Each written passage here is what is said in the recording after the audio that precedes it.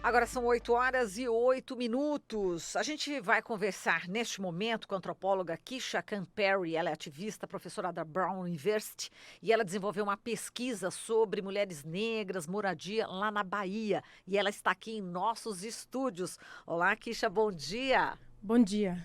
E ela fala português, né? Keisha, conta pra gente como é que foi esse trabalho, né? Você que participou também aqui do Festival Latinidades, né? Deste ano aqui em São Paulo, das mulheres, um evento muito importante, né? Sobre as mulheres negras. Como é que foi essa pesquisa que você realizou lá em Salvador, em outros locais, lá na Bahia, Keisha?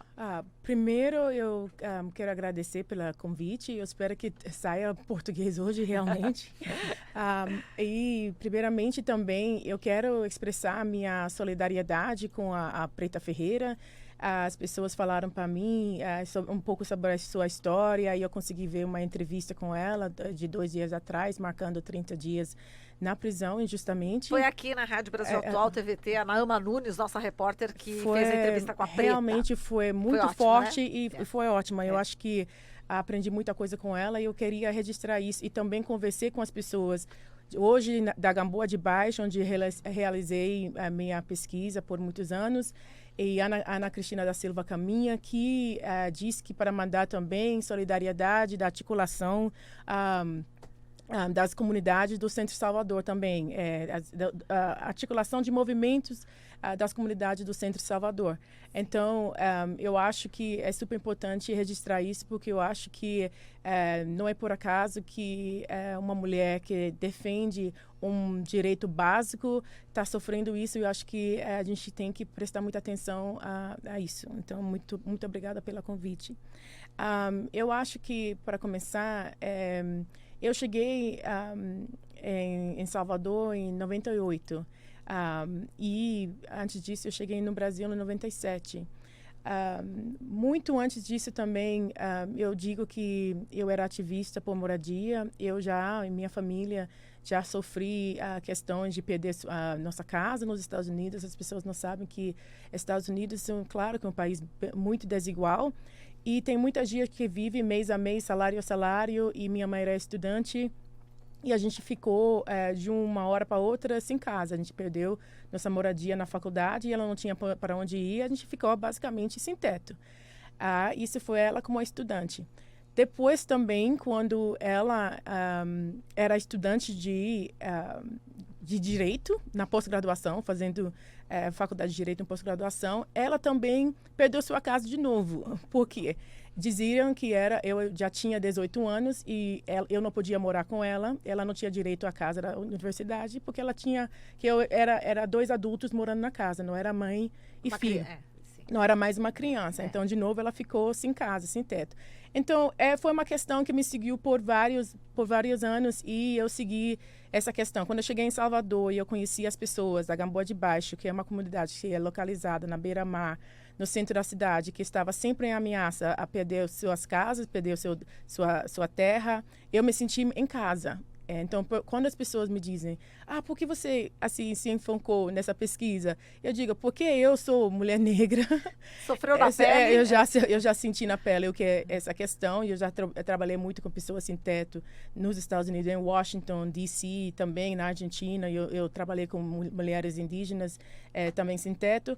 Então, eu achei que isso, para mim, era um caminho, assim, vamos dizer, natural, um compromisso político que eu assim, articulei como pesquisa de doutorado, mas é mais um compromisso político.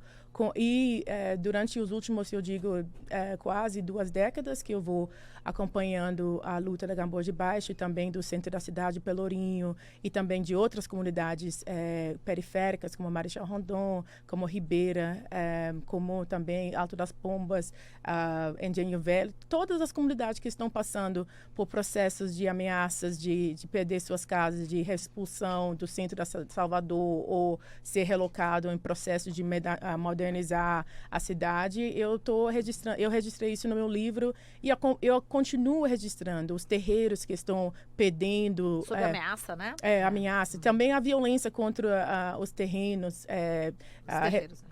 terreiros e também porque também que eles estão sempre tem a ameaça de não só a violência contra o espaço físico e a discriminação religiosa, mas também que as pessoas estão basicamente roubando a terra, né? Terreiro e terreno. Terreno, exatamente. Os dois.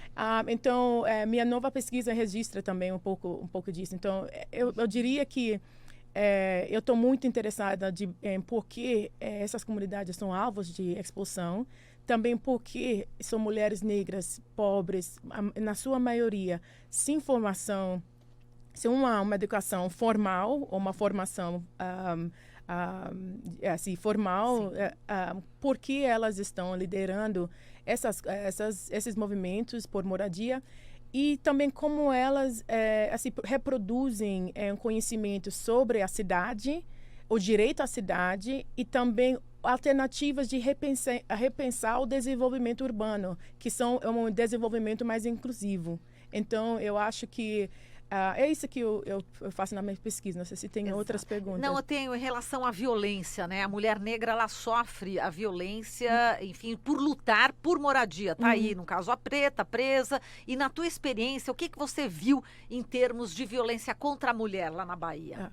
Foi muito forte assistir a entrevista da Preta, porque eu realmente senti que era ela, assim, ela representava, incorporava várias mulheres que eu conheço lá em Salvador, inclusive uma que se chama Preta, da Gamboa de Baixo, Maria José.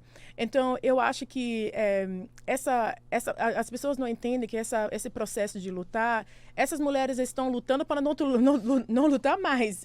As pessoas não querem estar lutando por moradia, que era um direito básico humano. As pessoas não querem que todo mundo tenha casa, querem que todo mundo permaneça nos seus espaços de origem, né?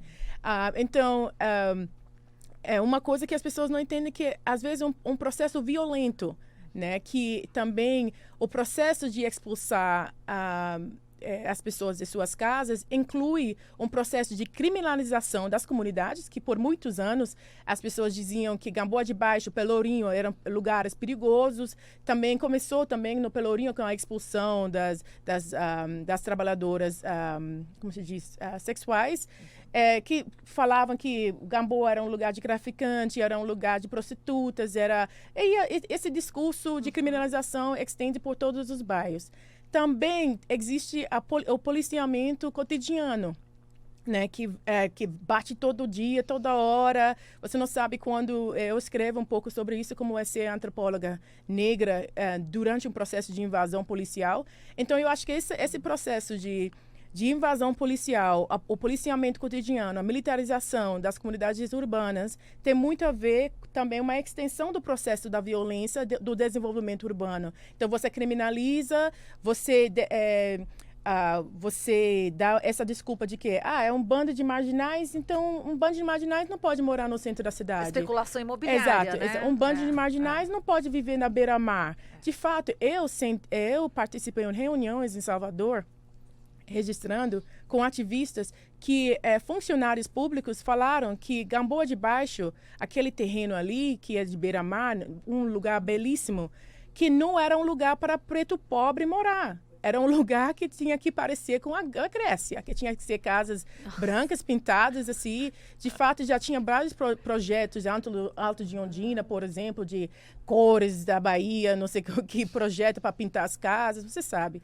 Então, eu acho que essa violência de querer expulsar, de ameaçar de expulsão e também o policiamento cotidiano, também a violência da falta de infraestrutura, de base com descaso social, quer dizer, falta de água limpa, saneamento básico. Eu acho que é todo um processo de violência. Uma coisa que eu articulo, não necessariamente só nesse livro, mas no geral, no meu trabalho, é que se a gente espera só aquele momento de confronto policial, a gente não vê a violência no tudo. Então, especialmente quando tem a ver com a mulher negra. A maioria dos negros que morrem na mão da polícia aqui nesse país são homens negros. Mas quando a gente pensa na extensão da violência, ou a violência, a trauma, do dia a dia, você vê seu filho preso, você vê seu filho morrer, que você, por exemplo, a dona Iraci, que foi a primeira entrevista etnográfica que eu fiz em 99, quando eu voltei para Salvador como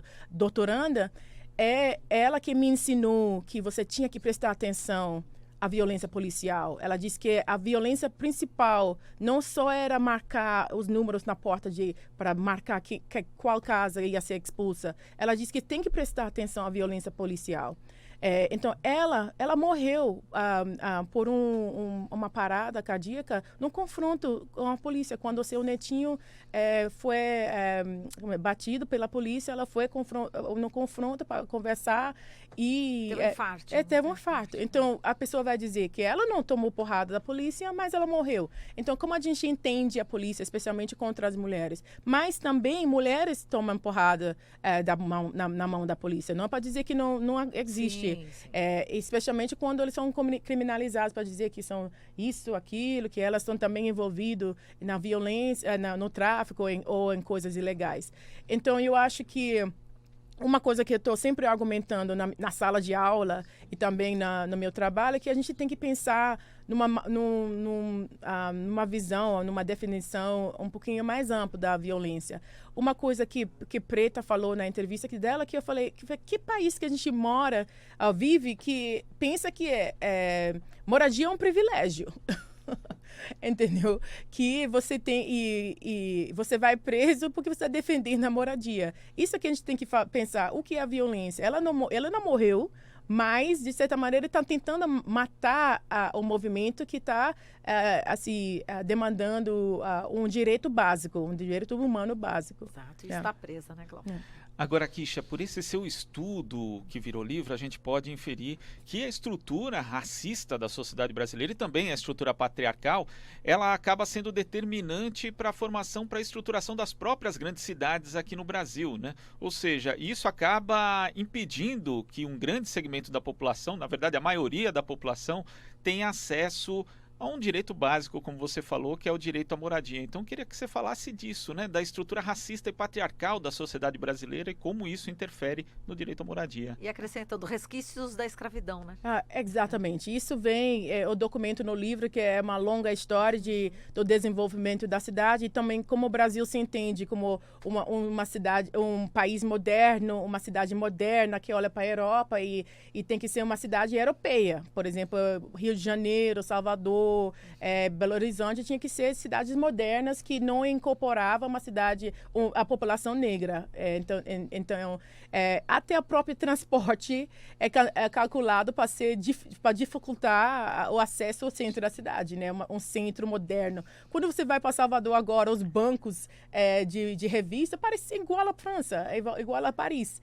Então, é muito interessante isso. Mas o mais importante, que até me tocou também na entrevista da Preta Ferreira, é que as pessoas pensam que a mulher negra, a comunidades negras, não tem pensamento, não tem como você... Uma das coisas que eu achei nos documentos, que eu achei muito importante, que eles basicamente fizeram o plano urbano, o planejamento urbano, pensando que não vai ter resistência. Não vai ter resistência, porque primeiro não incorporava a participação, que seria um processo democrático, não incorporava a participação das comunidades, principalmente porque pensa que negro e pobre não tem pensamento, não tem como participar. E outra coisa que eu acho que Preta também falou que eu achei interessante, que não sabe se governar. Né? Negro não sabe se governar, tem que ser governado por outra pessoa. Então, a ideia de que a pessoa não pode, por exemplo, essa comunidade de Gamboa de Paz fazem assembleias, decidem como querem se governar, decidem também como querem engajar o poder público, decidem quais leis eles querem engajar para se defender. São pessoas em movimento, não é sempre, estão organizando arbitrariamente, que não estão sentados para pensar. Então, eu acho que isso é importante em termos de pensar no movimento social, mas em termos de pensar o futuro da cidade, é uma cidade que não contempla uma população negra. De fato, o Brasil tinha que ser, como estão contemplando, um Brasil da Europa. Mas também como eu questiono no livro, falei, quem são esses engenheiros, arquitetos? Quem são eles? eu acho que essa que é a questão que a gente está até repensando também nos Estados Unidos. Como a gente está treinando os futuros trabalhadores de planejamento urbano que está assim, construindo cidades que não contemplam toda a população. Inclusive as necessidades de mulheres negras e comunidades negras em total. Posso? Claro, Marilu, é porque quando a Kisha fala dessa questão da participação, me lembra também, eu acho que é possível a gente fazer um paralelo com as populações indígenas do Brasil. Exato. Né? Porque a gente, às vezes, tem vários empreendimentos que afetam os territórios indígenas, que essa população não é ouvida, ou quando é ouvida em audiências públicas, na verdade é uma participação meramente formal, porque elas não são ouvidas de fato. Não, porque é o que a gente fala assumption, um pressuposto, como falava isso em inglês, um assumption. As pessoas pensam que não tem pensamento, então se organizam e implementam políticas públicas com esse fundamento, que é negro, indígena, não tem pensamento, não sabe... Cidadão de segunda categoria. Exato, segunda categoria, não entende o que está acontecendo. Por isso que também eu demonstro, por isso também eu escrevi um artigo junto com a Ana Cristina da Silva Caminha, para demonstrar que o próprio movimento social se torna uma sala de aula, se torna uma universidade. Então, se torna um lugar de aprender, a escrever, a pensar, saber dos direitos, a repensar que tipo de sociedade brasileira que a gente quer, entendeu? Então, eu acho que isso é super importante. Eu queria que você também colocasse a sua impressão em relação ao governo Bolsonaro.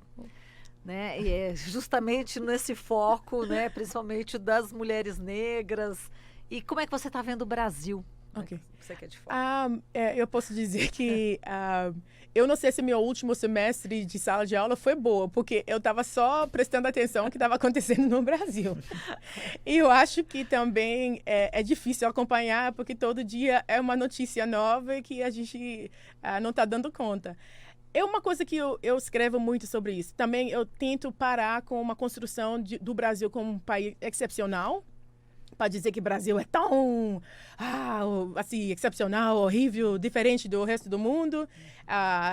Eu falo um pouco sobre isso. Também eu tento dizer que esse momento do Bolsonaro também não é excepcional. Uma coisa que a gente fala nos Estados Unidos sobre Trump é que ele é uma expressão, quando o Ku Klux Klan usa aquela coisa na cabeça, ele basicamente desvelou a população racista, assim, mas ele tirou a máscara. Tirou a máscara de muita gente, mas não necessariamente que não existia. Então, eu sempre falo para meus alunos que tem que pensar numa continuidade. Continuidade. Eu acho que talvez esse momento nos Estados Unidos e também aqui no Brasil é um momento para a gente refletir sobre quais críticas são necessárias, mas eu acho que esse processo de dizer que a gente agora está morrendo, talvez a gente está enxergando mais, mas que a população negra sempre morria, que estava perdendo suas casas sempre, que eu acompanhava, por exemplo, o desenvolvimento como disse, aquela dam, como se diz, como...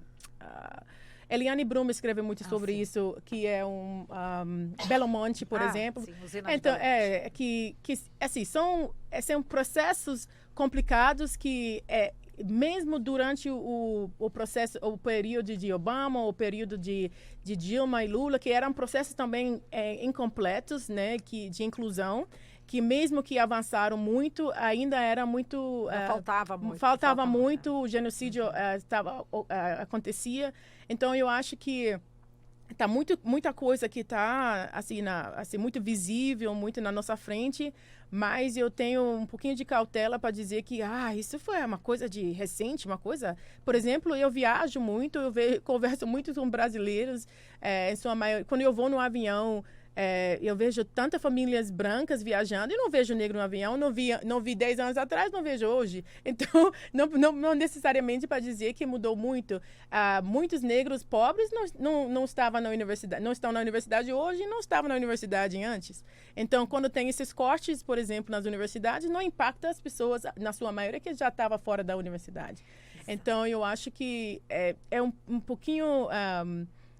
Claro que muita coisa mudou, e especialmente atacando a certos direitos agora nos últimos 6 meses, mas tem coisas que a população negra, na sua maioria, sofria antes e continua sofrendo. Exato. Bom, a gente está vivendo, pena que o tempo já está esgotado aqui, o pessoal está me falando, mas enfim, queria até te perguntar sobre o Glenn Greenwald, né, que ele está revelando aqui muitas falcatruas, né, cometidas, né, por agentes, né, do judiciário.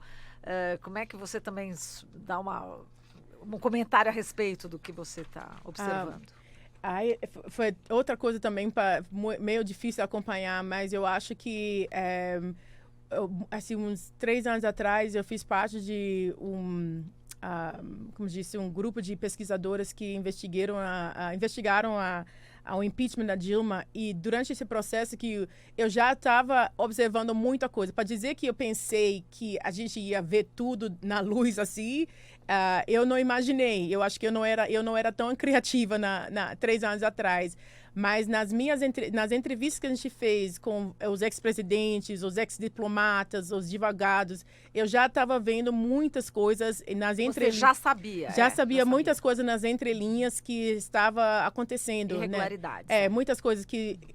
no início eu ficava assim, uau, que existe um plano pleno, forte para desfazer esse governo. No início eu pensei, embora entender a legalidade, as explicações legais, aí no dia 2, dia 3, 4, eu pensei, não.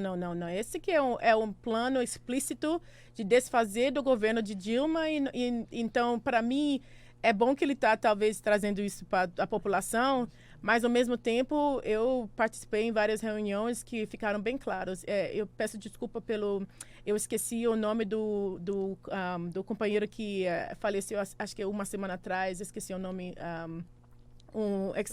como o nome? Um jornalista? Acho que eu esqueci o nome dele, mas acho que também a gente fez uma entrevista com ele que também... esqueci o nome, desculpa. O jornalista da Record, que era da Record, é isso? Não me lembro. Mas ele falava, assim, também tem muita coisa que eu aprendi durante esse processo, que basicamente Paulo Henrique, não? Não era Paulo Henrique. Não, mas foi... Assim, tudo para dizer que... Foi o sociólogo Chico de Oliveira também? Não, foi uma outra pessoa. Então mas tudo bem. Sim. Mas, assim, tudo para dizer que foi... uma coisa que eu aprendi durante aquele processo do impeachment foi que o povo brasileiro... Primeiro que todo mundo admitiu nas entrevistas que o problema que eles observaram foi um problema racial. Que é o problema de ações afirmativas, inclusive, na sua maioria, os brancos que a gente entrevistou, diz que o problema de ações afirmativas e um plano de integrar a população negra incomodou muita gente. Lula falou isso plenamente, que incomodou. Essa coisa de viajar junto com negro na universidade, negro que não tem mais tempo para limpar sua casa, negro que quer isso, aquilo, que se sente... No avião também. No avião, que se sente igual. Que o povo não queria enfrentar de jeito nenhum a igualdade. Então, a igualdade racial, especialmente num país de maioria negra. Então, eu acho que isso, para mim, foi um plano.